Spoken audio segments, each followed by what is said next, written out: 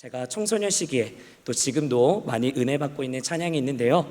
주 예수 나의 당신이여, 우리 함께 찬양하신 후에 말씀을 나누도록 하겠습니다.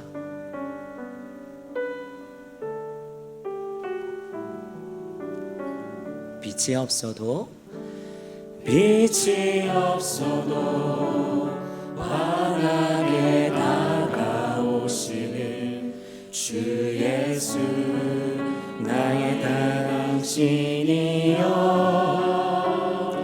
음성이 없어도 똑똑히 들려주시는 주 예수 나의 당신이여. 나는 없어도 당신이 내게 계시며 나는 언제나 있습니다. 아멘. 주님, 나는 있어도 당신이 곁에 없으며 나는 언제나 없습니다. 당신이 있음으로 나도 있고, 당신의 노래가 머물므로 나는 부를 수 있어요. 주여, 꽃처럼 향기 나는 나의 생활이 아니어도 나는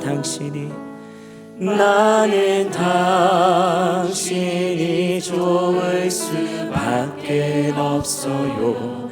주 예수 나의 당신이여. 아멘. 이 찬양의 가사가 우리의 고백인 줄로 믿습니다. 하나님께서는 우리에게 복 주시기를 원하시며 그로 인하여 풍성한 삶, 이 풍성한 열매 맺는 삶을 살아가기를 원하십니다. 그래서 우리가 풍성한 삶을 살아가기 위해서는 어떻게 살아가야 하는지에 대해서 제가 첫 수요 설교 시간 때 말씀을 드렸는데요. 기억하시나요? 그럴 줄 알고 제가 간단하게 한번 말씀을 드리려 합니다. 먼저는 하나님을 떠나서는 아무것도 할 수 없다는 것입니다. 하나님과 우리가 연합해 있고 하나님만 붙잡고 하나님만 의지하는 것이 풍성한 삶의 가장 큰 원리다라고 말씀을 드렸습니다. 또 말씀에 빗대어 우리는 젖붙임이 잘 되어져 있는 가지가 되어야 하며 그로부터 풍성한 열매를 맺게 된다라고 말씀을 드렸습니다. 오늘은요, 상황은 동일하지만 그 상황을 바라보는 여러 가지의 시각을 통해서 우리의 삶이 곤고해질 수도 풍성해질 수도 있음을 오늘 말씀을 통해서 함께 나누려고 합니다. 우리가 오늘날 정의하고 있는 이 시선이라고 하면요, 눈이 가는 길 또는 눈의 방향이라고 표현을 하는데요, 오늘 이 바라보는 것을 물건에 빗대어서 한번 살펴보려고 합니다. 앞에 나오는 자료 화면은 같이 안경, 돋보기, 만원경, 현미경 여러 가지들이 있겠지만요, 오늘은 만원경과 현미경 이 두 가지로 우리가 어떤 인생을 바라봐야 하는지 함께 살펴보도록 하겠습니다. 오늘 함께 읽은 말씀은요, 우리가 잘 알고 있는 찬양곡 중에 하나인데요, 바로 이산지를 내게 주셔서, 너무나 유명한 장면이죠.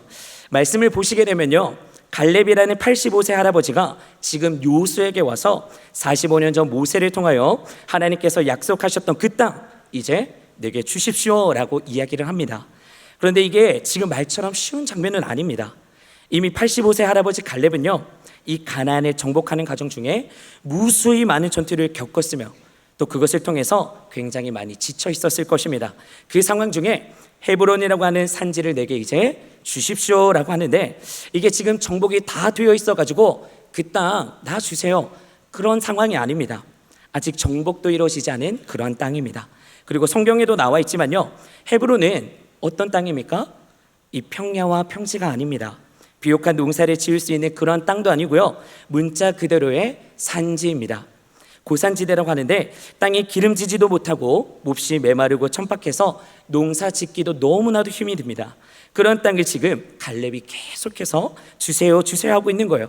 그런데 우리가 이 문제보다도 더 큰 문제가 있습니다. 그게 무엇이냐면요, 헤브론이라고 하는 산지 가운데 아낙 자손이 살고 있어요. 여러분, 아낙 자손이 누구인지 아십니까? 흔히 거인족이라고 하는데 쉽게 말하면 골리앗의 할아버지라고 생각하시면 됩니다. 이 골리앗의 조상의 족속이 아낙 자손인데 덩치도 너무나 크고 키도 큰 이 장대한 족속이 살고 있었던 곳, 그곳이 바로 헤브론입니다.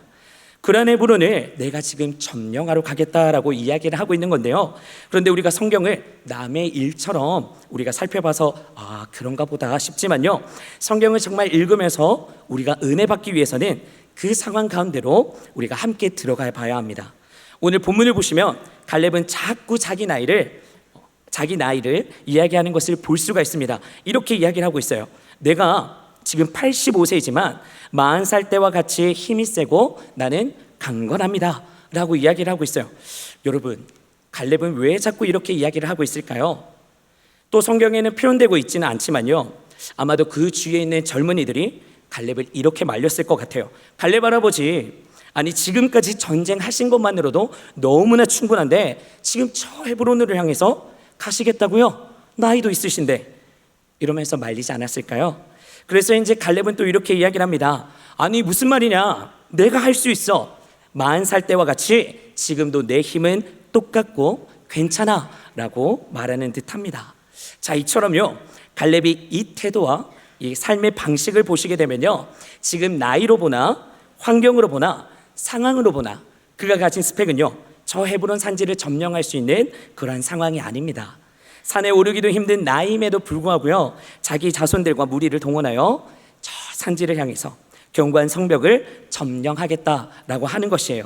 근데 여기를 잘 보시면요, 상황과 환경, 어떠한 조건에도 갈렙은 전혀 파묻혀 있지 않고 지금 뭔가 때문에 달려가겠다라고 계속해서 선포하고 있는데, 그 뭔가가 뭘까? 우리의 삶의 지경을 넓혀주고 이 풍성한 삶의 영역을 만들어가는 그 원리가 분명히 갈렙 할아버지의 삶의 방식에 있다라는 것인데요, 그것을 우리가 오늘 함께 나눠보고자 합니다. 그런데 이 갈렙에 대한 이야기를 하려면 45년 전에 있었던 정탐꾼의 이야기를 빼놓을 수가 없어요. 그래서 그 이야기가 나오는 민수기 13장을 우리가 한번 살펴보도록 하겠습니다. 민수기 13장 1절에서부터 제가 한번 읽어보도록 하겠습니다. 여호와께서 모세에게 말씀하여 이르시되 사람을 보내어 내가 이스라엘 자손에게 주는 가나안 땅을 정탐하게 하되 그들의 조상의 가문 각 지파 중에서 지휘관된 자 한 사람씩 보내라. 모세가 여호와의 명령을 따라 바란 광야에서 그들을 보냈으니 그들은 다 이스라엘 자손의 수령된 사람이라. 하나님께서 각 지파 중에 지휘관된 자 한 명씩을 뽑으라고 하셨습니다. 그랬더니 총 12명이 선출이 되었어요. 그런데 그들을 보내게 되면서 하나님께서 무슨 말씀을 하시게 되냐면요, 2절의 말씀이 굉장히 중요한데요, 2절의 말씀을 다시 한 번 더 우리가 한 목소리로 읽어보도록 하겠습니다. 사람을 보내어 내가 이스라엘 자손에게 어떻게 한다고 하죠? 준다라고 이야기를 하고 있어요. 지금요, 아직 정탐도 안 갔고요, 정복도 하지 않았어요. 근데 하나님께서 지금 뭐라고 이야기를 하시냐, 내가 이스라엘 자손에게 주겠다 이미 약속을 하셨어요. 아니 하나님은요, 그렇게 결정을 내리셨습니다. 내가 그 땅 너희에게 주게 될 건데, 아니 주는 게 확실한데 먼저 정탐을 하고 와라, 그렇게 보내시게 되는 것입니다. 그렇기 때문에 이 약속을 하나님으로부터 받은 이 모세가 이 12명을 추스려서 그래도 처음으로 가보게 되는 땅, 정말 하나님이 약속하셨던 그 미지의 땅을 가게 되니 뭐 두려운 마음도 있었을 것이고 기대감도 있었을 거고 막 복잡한 마음이 있었을 거 아닙니까? 그런 그들을 향해서 모세가 무엇이라고 이야기를 하냐면요, 13장 20절의 말씀을 한번 보도록 하겠습니다. 토지가 비옥한지 메마른지 나무가 있는지 없는지를 담지해라. 그러면서 중요한 것은요, 빨간 글씨로 뭐라고 이야기하고 있죠? 담대하라. 또 그 땅에 실과를 가져오라 하니 그때는 포도가 처음 익을 즈음이었더라.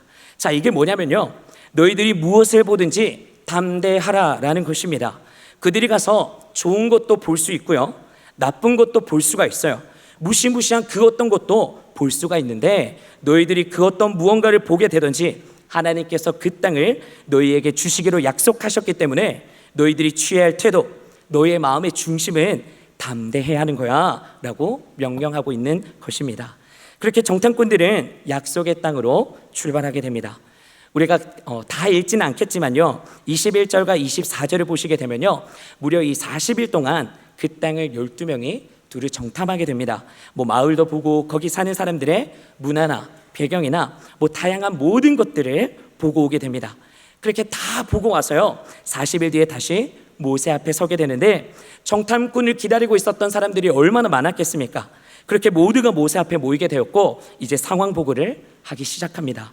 일단은 이 긍정적인 보고를 이야기하는데요, 말씀을 한번 볼까요? 25절에서 27절까지인데요, 제가 한번 읽겠습니다. 40일 동안 땅을 정탐하기를 마치고 돌아와 바란 광야 가데스에 이르러 모세와 아론과 이스라엘 자손의 온 회중에게 나와 그들에게 보고하고 그 땅의 과일도 보여주고 모세에게 말하여 이르되, 당신이 우리를 보낸 땅에 간즉 과연 그 땅에 젖과 꿀이 흐르는데 이것은 그 땅의 과일이니다.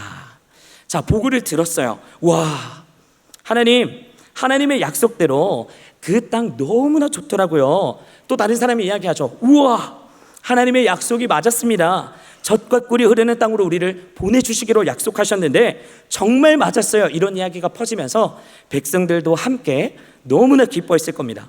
여기까지는 너무나 좋은 이야기예요. 너무나 괜찮아요. 그런데 말씀을 계속해서 보시게 되면요, 말이 뒤바뀌는 것을 볼 수가 있어요. 28절 한번 보도록 하겠습니다. 28절 앞에 뭐라고 이야기하냐면요, 그러나라고 이야기를 시작합니다. 그러나 그 땅 거주민은 강하고 성읍은 견고하고 심이 클 뿐 아니라 거기서 아낙 자손을 보았다라고 이야기를 하고 있어요. 제가 아까 이야기 드렸었죠. 아낙 자손은 누구라고? 갈리앗의 할아버지인 거인족들이다라고 말씀을 드렸습니다. 이렇게 긍정적인 보고가 마치고 난 이후에는요, 이제 부정적인 보고, 그러나 이것이 현실적인 보고가 되어 계속해서 쏟아지기 시작하는데 29절을 계속해서 보도록 하겠습니다. 우리 29절 한 목소리로 읽어보도록 하겠습니다. 아말렉이는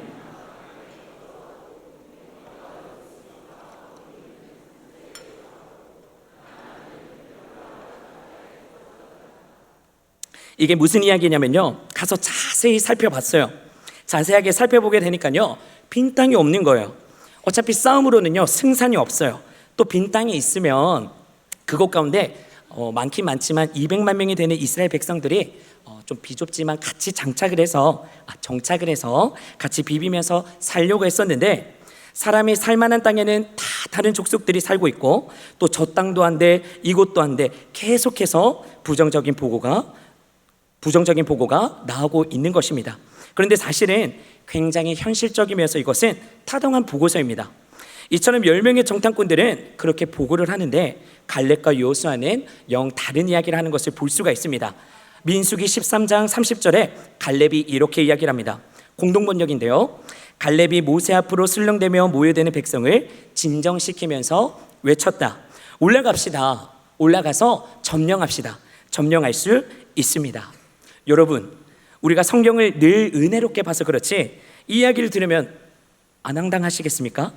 지금 스펙도 안 되고 빈 땅도 없고 다 안 된다라고 이야기를 하고 있는데, 그런데 갑자기 갈렙만이 할 수 있다라고 이야기를 하는 거예요. 이야기를 들었을 때는요, 너무나 뜬구름 잡는 이야기였을 것입니다. 그리고 사람들이 갈렙에게 이렇게 물어봤겠죠. 갈렙, 대체 너의 연구 결과가 뭐길래 자꾸만 할 수 있다라고 그렇게 이야기를 하는 거야? 그랬더니 또 갈렙은 이렇게 대답을 합니다. 민수기 14장 9절인데요, 우리 한 목소리로 읽어보도록 하겠습니다. 여러분은 그 땅 백성을 두려워하지 마세요. 그들은 우리의 밥입니다. 주님께서 우리와 함께 계시니 아멘. 여러분은 그 땅 백성을 두려워하지 마세요. 그들은 우리의 지금 뭐라고 이야기하고 있죠? 밥이래요. 갑자기 밥이면서 먹을 수 있다라고 이야기를 합니다. 그리고 갑자기 그들의 방어력 또한 사라졌다라고 이야기를 하고 있어요. 갑자기 이런 방어력이나 왜 밥이 되었다라고 하는지 도통 알 수가 없어요. 그런데 그 뒤에 이야기를 들어보면 너무나 맥 빠지는 이야기를 하는 거예요. 주님께서 우리와 함께 하시잖아요. 제가 여기에서 아멘이라고 하실 수 있겠습니까 했는데 너무나 크게 아멘이라고 해주셔서 하나님이 함께 하시는 건 알겠는데, 지금 백성들이 이 이야기를 들었을 때 한번 분위기를 생각해 보셨으면 좋겠어요. 갈렙이 혼자서 막 이야기하는 거예요. 아니, 할 수 있어요. 그들은 우리의 밥이에요. 우리가 점령할 수 있어요. 방어력 다 없어졌고요. 왜냐하면 하나님이 우리와 함께 하시기 때문이에요 라고 이야기를 하는데, 백성들이 생각하는 입장에서는 분위기가 너무나 세지지 않았겠습니까? 또 어떤 사람은 이렇게 이야기를 하겠죠. 아유, 저 양반 또 하나님에 대해서 또 이야기하네. 아니, 누가 하나님에 대해서 함께 하신다는 것을 모르겠어? 그런데 지금 보고서를 봐도 하나님이 함께 하셔도 안 되는 건 안 되는 거잖아. 여러분, 이 10명의 정탐꾼과 요수아와 갈렙 이야기 중에서 객관적으로 누구의 말이 더 설득력 있어 보이십니까? 우리는 성경을 믿고 하나님을 믿는 사람들이지만 객관적으로는 10명의 보고서에 우리의 마음이 사실 기울 수 있다고 생각을 해요. 그런데 우리는 결과를 이미 알고 있습니다. 10명의 정탐꾼과 불평하고 원망했던 200만 명의 백성들은 다 들어가지 못했었어요. 그러나 갈렙과 요수아, 또 출애굽 2세대, 그 다음에 태어난 세대들은요 다 약속의 땅으로 들어가게 됩니다. 그렇다면 도대체 무엇 때문에 10명과 2명, 그리고 크게 보자면 이 2명과 200만 명의 시각은 무슨 차이가 있었을까? 서두에서 제가 말씀을 드렸지만요, 상황은 동일했지만 그 상황을 바라보는 도구가 달랐기 때문입니다. 10명의 정탐꾼들은 현미경이라는 이 도구로 상황을 살펴봤습니다. 이렇게 살펴봤어요. 민수기 13장 31절의 말씀입니다.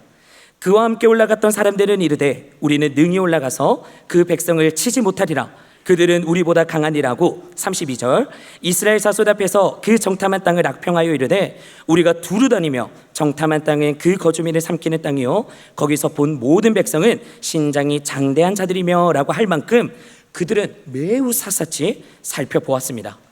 앞에 사진 하나를 띄우게 될 텐데요, 혹시 이 만화 어떤 만화인지 아십니까? 너무나도 유명한 드래곤볼이라고 하는 만화죠. 이 화면을 보시게 되면요, 눈 옆에 보이는 이 선글라스 보이시죠? 이 이름을 스카우터라고 이야기를 합니다. 저거를 스위치를 딱 하나만 누르면 제 앞에 있는 사람의 전투력이 뭐 1000이면 1000, 우리 장유정 목사님 만이면 만, 이런 식으로 전투력을 측정할 수 있어요. 자, 이렇듯 싸울 수 있는지 없는지를 측정해보고, 이 싸우지 못할 존재라면요 도망을 치던지 아니면 항복을 하는 것이 오히려 지혜로운 것이겠죠. 지금 이스라엘 백성들 중에서 10명의 정탐꾼들이 마치 이 스카우트를 낀 것처럼 현미경을 통해서 샅샅이 봤는데 안 된다라는 결론이 딱 나오게 된 거예요. 그러니 계속해서 이야기하죠. 올라가면 죽습니다. 포기하십시오.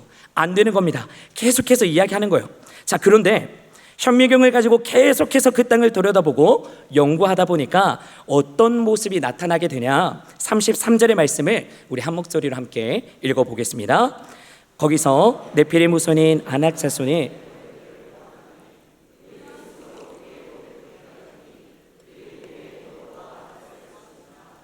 여러분, 이게 현미경의 멘탈을 가지고 살아가는 자에게 나타나는 모습들입니다.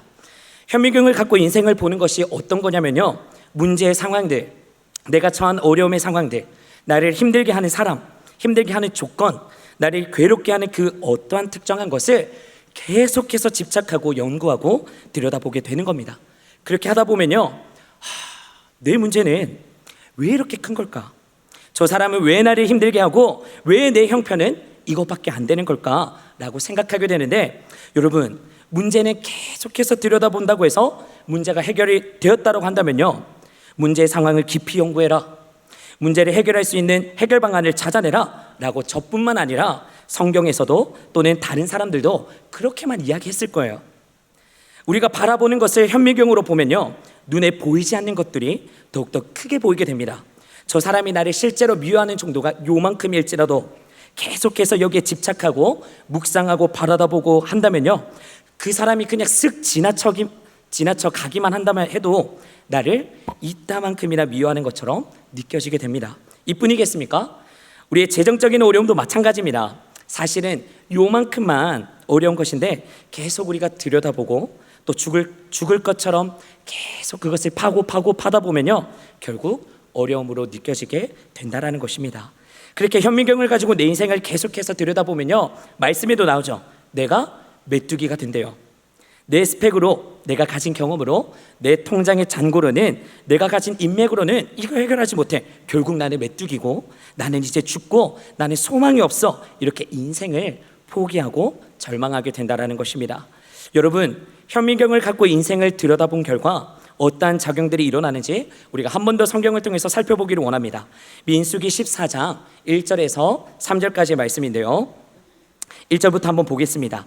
온 회중이 소리를 높여 부르짖으며 백성이 밤새도록 통곡하고, 그 다음에 빨간 글씨만 보도록 하겠습니다. 원망하며 우리가 애굽 땅에서 죽는 게 나을 뻔했다, 이 광야에서 죽는 게 나을 뻔했다며 불평과 짜증과 후회가 계속해서 나오고 있는 것을 살펴볼 수가 있어요. 또 3절을 보시게 되면요, 어찌하여 라고 먼저 이야기를 하는데 상황이 계속해서 심각해지고 있습니다. 하나님 때문이라 타령하면서 차라리 우리가 이전에 있었던 애굽으로 돌아가 차라리 내 등에 책찍질 맞으면서 노예로 살자라고 이야기를 하는 거예요. 여러분, 지금 이 삶의 모습이 풍성해 보이십니까? 아니죠. 결코 풍성하지가 않죠. 오히려 비굴한 인생밖에 되지가 않습니다. 이처럼 현미경으로 인생을 살펴보게 되면요, 우리의 삶에 더욱 깊은 우울감이 찾아오게 되고요, 통곡이 찾아오며 불평과 또 후회와 원망과 남 탓에 사로잡히게 됩니다. 이런 것들로 인해서 또는 이렇게 되겠죠. 누군가의 노예였던 옛 삶으로 돌아가게 될 텐데, 그것이 정욕의 노예였던, 돈의 노예였던, 사람의 노예가 되던, 그냥 이렇게 사는 게 낫겠다 싶어 살기는 사는데 결코 풍성하지 않은 비참한 삶으로 떨어지게 된다는 것입니다. 그래서 오늘날 우리에게 있어서 결단과 선택이 너무나도 중요한 것입니다. 이처럼 갈렙과 여호수아는 같은 상황에서 현미경으로 상황을 보지 않고 믿음의 많은 경우로 하나님을 보기로 결단을 했습니다. 민수기 14장 8, 9절 말씀인데요, 우리 함께 보도록 하겠습니다. 여호와께서 우리를 기뻐하시면 우리를 그 땅으로 인도하여 들이시고 그 땅을 우리에게 주시리라. 이는 과연 젖과 꿀이 흐르는 땅이니라. 다만 여호와를 거역하지 말라. 또 두려워하지 말라.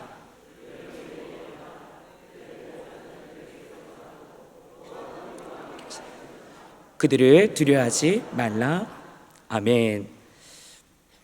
여러분, 이게 무엇이냐면요, 지금 많은 경우로 이들은 하나님의 약속과 언약을 기억했습니다. 상황과 환경에 집중한 것이 아니라 가 보았더니 정말로 젖과 꿀이 흐르고 있었어요. 주님께서 이전에 그렇게 약속을 하셨고 그 약속을 맞으니 이들이 가장 먼저 떠오르는 것이 무엇이었겠습니까? 40일 전에 모세가 말했었던 것이 떠오르지 않았겠습니까? 그러니 우리는 할 수 있다라고, 지금 그 땅을 우리에게 주신 거야 라고 하나님을 크게 보기 시작했으면서 하나님의 약속을 믿음으로 선포하며 나아갔다라는 것입니다. 여러분들은 이걸 믿으십니까? 믿으십니까? 아멘. 여러분, 우리에게는 하나님이 함께 하시는 것이 우리에게 있어서 가장 큰 힘인 줄로 믿습니다. 우리의 스펙은 오직 하나님이신 줄로 믿습니다. 정탐꾼 10명은 문제를 묵상하고 연구하고 그들을 크게 바라봄으로써 스스로를 작게 바라보았어요. 그러나 동일한 상황 속에서 이 갈렙과 여호수아는 문제와 상황을 오히려 작게 여기면서 만원경을 높이 들고 하나님을 더욱 크게 보기로 마음을 먹은 것입니다. 갈렙과 여호수아는 그 태도로 광야에서 40년을 살아가게 되는데, 그리고 45년이 지난 오늘 읽은 이 여호수아 14장의 본문을 보게 되면요, 젊은 친구들이 말리고 있는 것이, 이것은 서두에 이야기했지만 10명의 정탐꾼과 태도가 똑같이 대립이 됩니다. 거인이 있고요, 성이 있고요, 거기에는 산지가 있고요, 갈 수가 없고, 갈렙은 연세도 많으시고 몸도 성치 않으시잖아요. 그렇게 이야기를 하고 있을 때 갈렙은 믿음으로 이렇게 이야기를 하는 겁니다. 무슨 소리냐, 난 40년 동안, 아니 내 일평생에 현미경을 가지고 살진 않았다. 난 믿음의 많은 경을 가지고 지금도 여전히 만군의 여호와가 나와 함께 하시니 저 산지는 내 것이다 라고 고백하며 그것을 향하여 믿음으로 돌파하고 있는 것입니다. 여러분, 우리가 기억해야 할 영적 원리는 바로 이것입니다. 세상은 우리에게 계속해서 이야기를 하고 있어요. 지금 그렇게 일해서 너네 먹고 살 수 있겠냐? 야, 이번에 누구 집은 60평대로 이사 갔대. 야, 이번에는 누구 아빠는 벤츠로 갈아탔대. 야, 옆집에 누구누구는 어느 유명한 대학에 들어갔대. 우리 자녀들은 어떻습니까? 부모님으로부터, 학교로부터, 학원으로부터 계속해서 듣게 되어요. 야, 너 좋은 대학에 들어가려면은 그 점수로는 어림없어. 그 스펙으로는 어림도 없어. 너 체대 들어가려고? 에휴, 키도 더 커야 하고. 그 외에도 계속해서 이 스펙을 강요받으면서 살아가고 있습니다. 그래서 우리 다음 세대들이 스펙 쌓느라고 얼마나 고생하고 있는지 여러분들 아시지 않습니까? 그것뿐입니까? 또 빚내면서까지 학업에 기여하고 있습니다. 물론 그 시간들을 통해서 주님께서 선을 이루시는 작업을 다 하십니다.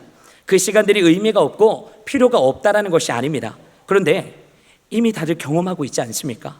다들 그렇게 스펙을 쌓아가는데 너무나 힘이 들고 또 어렵고 이길 수가 없다라는 사실입니다. 오늘도 그렇게 열심히 스펙을 쌓고 났더니 내 나이가 많아져서 아니면 세상이 바뀌어졌다고 한다면 여러분, 내가 지금 살고 있는 것이 잘못 살고 있는 것입니까? 아니죠. 그렇지 않죠. 성경은 진리이고 성경에 있는 내용은 지금도 여전히 역사하시는 하나님의 지혜입니다. 이스라엘 백성은 스펙으로 싸우지 않았어요. 이스라엘 백성은 상대방이 얼마나 크고 위대한지로 전쟁을 가늠하지 않았습니다. 오직 하나님이 그들의 스펙이셨습니다. 우리 또한 하나님의 내 스펙임을 믿으시기를 바랍니다. 그럴 때 여러분들은요, 계속해서 승리하게 될 것입니다. 이처럼 우리는 문제와 어려움의 상황들을 마주할 때 현미경이 아닌 믿음의 많은 경우로 주님을 바라볼 수 있기를 예수님의 이름으로 축복합니다. 말씀을 정리하면서요, 오늘 여러분들에게 나와 밀접하게 함께 하시는 이 하나님을 제가 크게 보고 싶어서 한 본문을 소개하고 마무리하고자 합니다. 이사야 43장의 말씀인데요, 저와 여러분들 가슴에 함께 새겼으면 좋겠습니다. 그리고 믿음의 눈을 들어 이 하나님을 바라보시기를 간절히 소망합니다. 자, 1절부터 함께 읽어볼 텐데요, 1절에 야고바를 자기의 이름을 넣어서 함께 읽어보도록 하겠습니다. 함께 읽겠습니다.